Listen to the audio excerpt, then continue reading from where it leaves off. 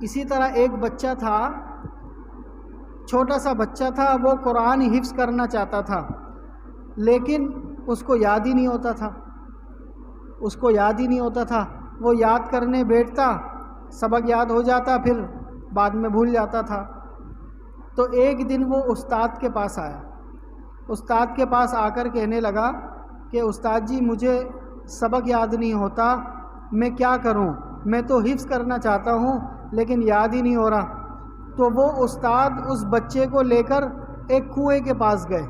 کنواں سمجھتے ہیں کہ جس کے اندر پانی ہوتا ہے اور ایک برتن ہوتا ہے، اس برتن کو رسی سے باندھا ہوا ہوتا ہے، وہ پھر نیچے کنویں میں ڈالتے ہیں اور پانی اوپر آتا ہے۔ تو وہ استاد اس بچے کو کنویں کے پاس لے کر گئے، تو وہاں پر ایک پتھر پڑا ہوا تھا اور اس پتھر پر رسی بندھی ہوئی تھی۔ وہ رسی بار بار اس پتھر پر باندھنے کی وجہ سے اس رسی کا نشان اس کے بیچ میں گڑ گیا تھا۔ جیسے بار بار کوئی چیز باندھتے ہیں پتھر پہ تو بیچ میں ایک لکیر سی آ جاتی ہے، اس پتھر پر ایک لکیر آ چکی تھی اس رسی کے بار بار باندھنے کی وجہ سے۔ تو استاد نے اس بچے سے پوچھا کہ مجھے یہ بتاؤ کہ یہ جو پتھر ہے یہ سخت ہے یا نرم ہے؟ پتھر سخت ہوتا ہے یا نرم؟ سخت ہوتا ہے نا۔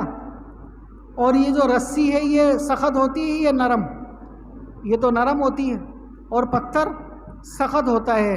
تو استاد نے کہا کہ یہ سخت پتھر نرم رسی کے بار بار باندھنے کی وجہ سے بھی ہلکا سا کمزور پڑ گیا اور اس پر نشان آ گیا۔ تو یہ رسی اگرچہ ہے نرم لیکن بار بار جب گرم پہ لگتی ہے، بار بار جب سخت چیز پہ لگتی ہے تو نرم چیز سخت چیز کو بھی ختم کر دیتی ہے۔